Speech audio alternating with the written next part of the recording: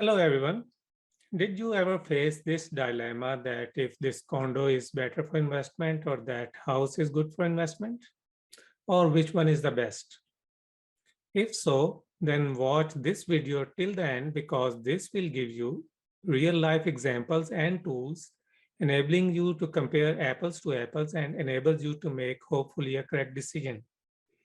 I will be using an Excel file which can be downloaded from my website, realtorimran.ca. Link is also in the description. Now, here is a common situation. We have money or access to money that we can invest. But question is how to find the best opportunity out there in the market. Like everything else in life, we need to know resources and apply some basic concepts. And for real estate investment analysis, the same thing. And if we make decisions without these basics, then we are leaving everything on luck. And that's not the best strategy. Believe me, I have seen how it can impact investors in a very devastating way. I'm a realtor here in Toronto, Ontario, so I will follow a sweet and simple practical approach to simplify investment analysis. As first step, we need to look for properties for sale. One option is to ask your realtor to suggest few properties and then do the analysis. Another way is to find those properties yourself. If you are doing it by yourself and looking for investment in Greater Toronto area or Ontario, my website, realtorimran.ca, is a good place to start for properties listed in the area. Let's say you want to find properties for sale in GTA up to 800,000 and compare between them. One of a good way to find those properties listed for sale is go to my website, realtorimran.ca. Once you are here, you will see all these properties listed in the area you are selected. So if it's in red, it's for sale. If it's blue, it means it's for rent. So you can narrow down your search and go to a particular city or town where you're interested in. If you for do that, you go show full map. It will show you a map on one side and then the actual pictures and the listings on the other side of the screen. So let's say you are interested in residential properties only. You can go for pre-construction or commercial or other properties option also. And then search by you want to see, let's say I put Oshawa, Ontario. So in this way, I am able to see all the properties listed for sale in Oshawa area. And then I can move on to the other filter criteria. Let's say I want to see only properties under 800,000. So it is giving me the properties under 800,000 at any moment of time. Then other criteria you can add for sale or for rent, number of beds, and even more criteria. The bottom line is we just want to find the properties that would fit our criteria and the city we are selected in and where we want to invest. And from there, we can just find out few properties. We have to do some research and find out few properties that would best fit for our investment analysis. And once we are able to find out those properties, then we can save those properties, take a printout of the listing or whatever easier way you can do it, and then go to the Excel sheet where we will enter the details of these properties and see which would give us the best return on our investment. So after selecting these properties from your realtor or from my website or from another website you are comfortable with, the bottom line is we are just trying to shortlist 6 or 7 properties which are like best suited for our investment type, and then we can start doing our analysis on those properties. So after getting 7 or 8 properties from any source, like I said, from realtor, from a website or from another website, we need to use this worksheet or similar worksheet for investment analysis. So what we will do in this worksheet is to enter the data from those shortlisted properties and further shortlist it up to 3 or 4 properties only, based on what we get output from this worksheet. So the idea is to further shortlist and then analyze only on those 3 or 4 properties further. Because if we start analyzing more properties, we might get confused and that's too much work. So if we are doing this for investment purposes, we have to shortlist until we shortlist to one only at each stage. So let's start doing this. So once we have listings from a source, we enter the address in here. Let's say 123 Main Street. This is a dummy address and dummy numbers for educational purposes only, but if you have the listing, you will be inputting the accurate numbers here. So let's say for this listing the square footage is 2500 square feet. Number of rooms are 3, bath is 2, kitchen 1, lot size is 50 by 100. Prox age is 40 years old property. Separate entrance, yes or no. So if there is separate entrance, there is potential to rent out the basement separately. Days in market 5. Listing price is on the listing. Let's say it is asking for 850,000 estimated sell price. This is where we need experience, right? So we need a realtor helping you, or there are some websites where you can go and see and find out some recently sold properties similar to this listing and see how much it was sold for. But that should be recent, right? So because the real estate prices are changing very quickly, so if we have to purchase it today, we have to find the listing which was sold in last a month or so only. So let's say similar price was sold for around 800,000. This will give us the square footage. This is dollar per square foot. So this is a calculated figure through a formula. So it is estimated sale price divided by the square foot. So once we enter these for different properties, and based on this dollar per square foot, we can decide if this is worth buying or which one is good to buy for investment and which one is not, or too highly priced, or it's not good. Investment will not make sense if we buy that. Property taxes we can also utilize in some scenarios. So let's input. This is also available on the listing. So let's input like 6,000 is the property tax for this property.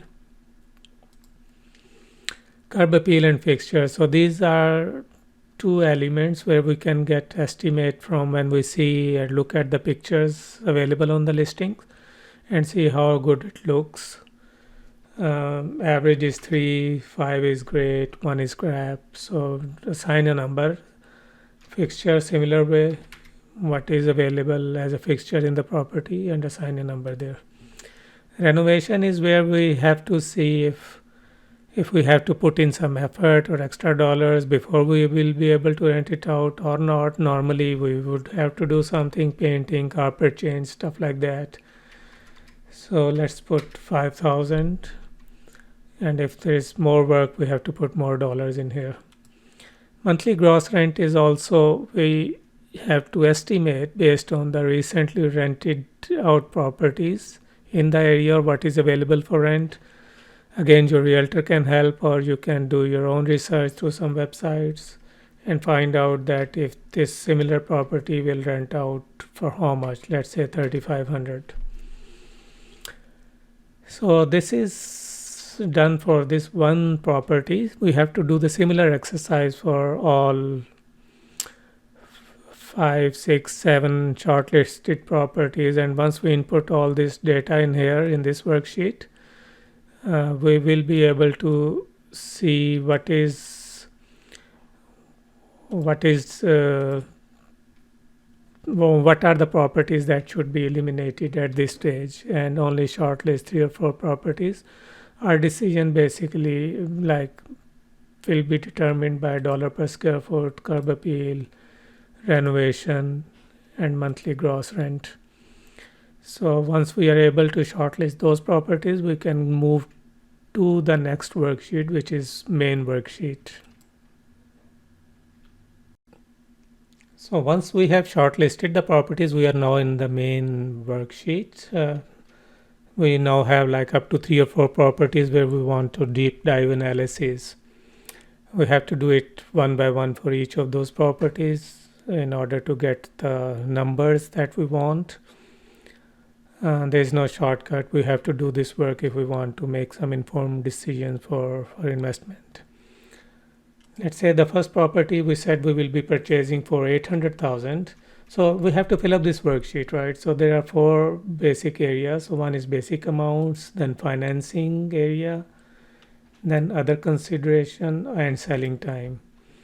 So basic amounts, how much we are getting this property for, and stuff like that. Financing, how much is the mortgage terms. Selling time, what would be the expenses at selling time, and appreciation, and other considerations would how throughout the time when we the property is being held by us, what are the expected expenses that we will be making. We'll input these numbers in these green cells. Black cells will be calculated by its own. So these numbers, when we input, will give us these elements, which are very important elements for investment decisions: internal rate of return, return multiple, net present value. So these 3 elements are the basic elements, and further we can get total equity investment, net proceed, profit or loss, or approx first month cash flow would be positive or negative, or so that would be, I think, some decisions would be derived based on these numbers also. But these 3 elements are very basic investment analysis elements. Another important concept which we will need to discuss is discount rate. We will discuss when we reach here. And I have also discussed all these 4 concepts in a separate video on my channel, so you can have a look there also for further detail. But for in this video, I will make it short and simple. I'm not going into the much detail of it, just basics. So the purchase price for this property, first property, is 800,000. So closing cost is calculated as 12,000. This is estimated number here. I have put 1.5% of the closing of the purchase price as closing cost. It number can be higher or lower, but for estimate purposes, it's a good number to start. Initial renovation, we said we might have to make 5,000 as changes to the property in order to rent it out. So we'll put that number in here. Monthly gross rent, we expect that we will be able to get 3,500 from this property once we rent it out. And now this portion is done. The next portion is financing. Financing, if we are inputting how much is the down payment we are inputting, if some people will put 100% on money, they could input 100 here. So it will be calculated based on no mortgage. But if we are using a mortgage, we'll put and how much down payment we're expected to put, then we'll put that number in here, 10% for this case. Amortization is normally 25 years. And interest rate is anywhere between 1 and 2 and maybe more for in some instances, but let's say 2 here. So this is the financing portion which is now done for this property. Now at the selling time, length of hold, how long we want to hold this property. That's an important decisions for analysis purpose.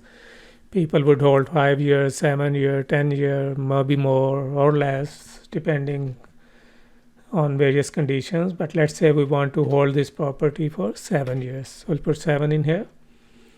Appreciation percent per year. For this, we have to see our video, like we can check another source for that, my website. Let's go there. So in order to get appreciation percent per year, there are many sources. One of the good source you can definitely go is my website, realtorimran.ca. You go there, click on menu, and then click on check prices in Greater Toronto Area, Housing Price Index, HPI. It has all the housing types and then the price increase historically for different time periods. For this property, let's say it's a 2-story detached we are looking at, we go there. It will give us numbers where the prices have increased in particular region, Toronto, Dufferin, Peel, York, Durham. And then the period 1 month increase, 3 month increase, 6 month increase, 1 year or 10-year increase. So for investment analysis purposes, we have to do the average. We don't know if a particular price will increase more in a particular year or less in a particular year, but we have to get some idea. And this 10-year number is a good starting point. So let's say we are looking the prices in Oshawa area. Oshawa is in Durham region. So Durham is down below. If you scroll down, first region of Simcoe, and then the town and city of Simcoe, Peel, Brampton, Mississauga, and then all those regions and the cities. And then comes Durham, and here is Oshawa. So when we see Oshawa, so the price increased 1.33% in a month, last month of July 2021, 3% in last 3 months, and then 6 months, 1 year, and 10 year. So this is the 10-year figure we can utilize for our analysis purposes. If we divide 201 or 200% by 10, we'll get 20% increase per year. But this increase has happened historically. It may happen going forward or may not happen. So for analysis purposes, we can be a little conservative to see what a good percentage per year appreciation would be for the property in Oshawa in next number of years where we want to keep the property.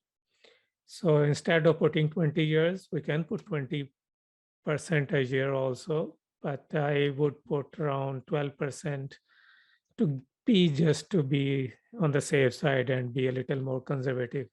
So this is how we can get percentage appreciation per year for any city and town around Greater Toronto Area.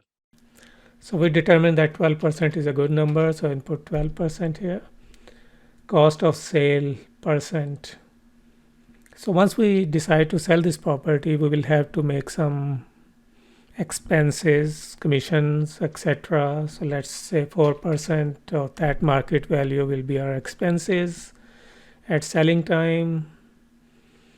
Then other considerations, vacancy allowance, number of weeks per year. So it will happen that property will remain tenantless for some time during the year.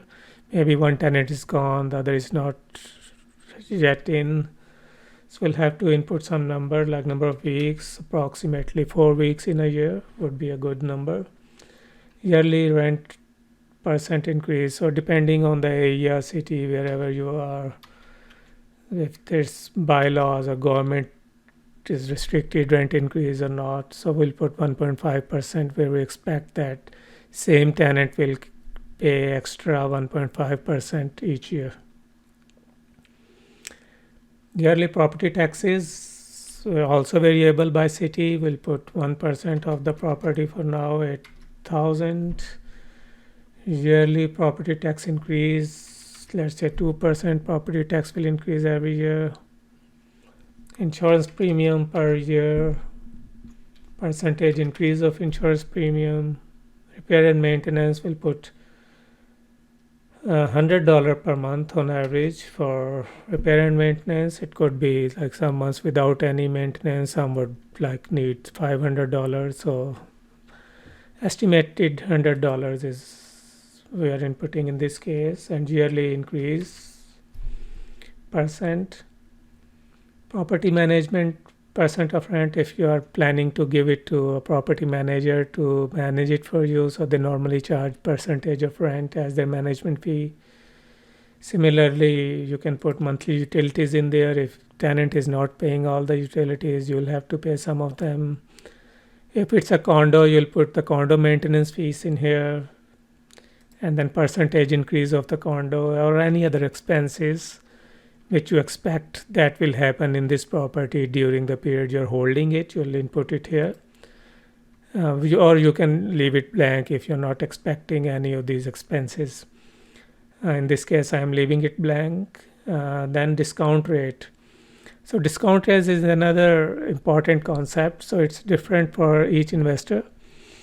It's basically an other opportunity. So if we don't invest these 800,000 in this property, what else we can get as investment return by doing another investment? For example, if we're doing it for stocks and what we are expecting from there per year, or if we are not doing any investments, it's just in the bank, then what is investment return could be 0%, right? Could be 1%.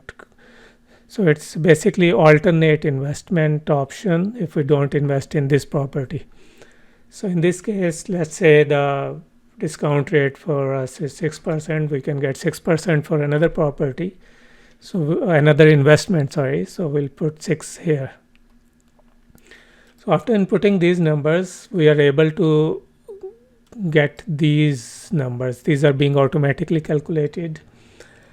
And then we see that internal rate of return for this property is 42%, which is pretty good.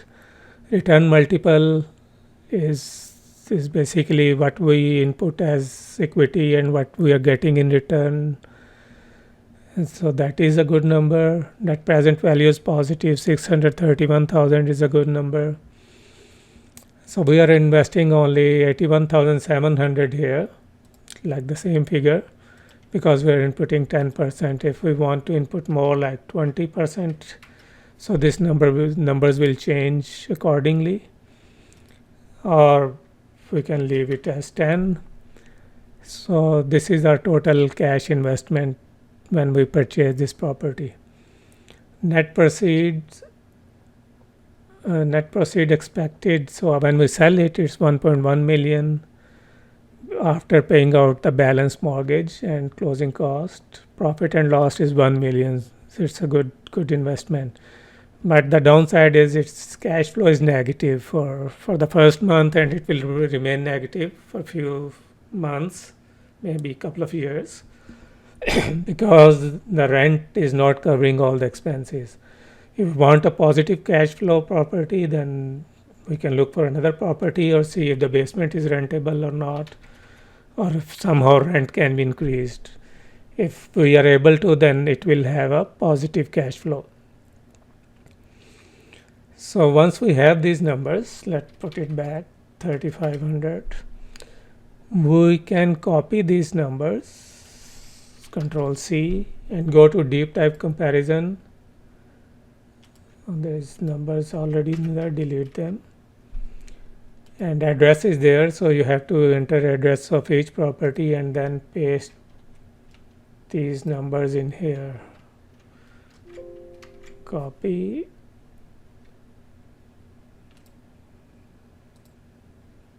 And paste special values. Okay. So this is a consolidated form of numbers which we will be getting after we input one by one for each property in the main worksheet, and then property 2, property 3, property 4. So this will give us a good view where we can see, okay, which property has a biggest rate of return, and which one is good return multiple, and which one has best net present value, and which one has positive cash flow versus negative cash flow, And then it will enable us to pick one property where we really want to invest. I hope this will help understand you how we do the investment analysis in a simple way. This workbook is available on my website. You can download and play with it and see if you like it or not. But if you like this video, share it and let me know what do you think. Thank you.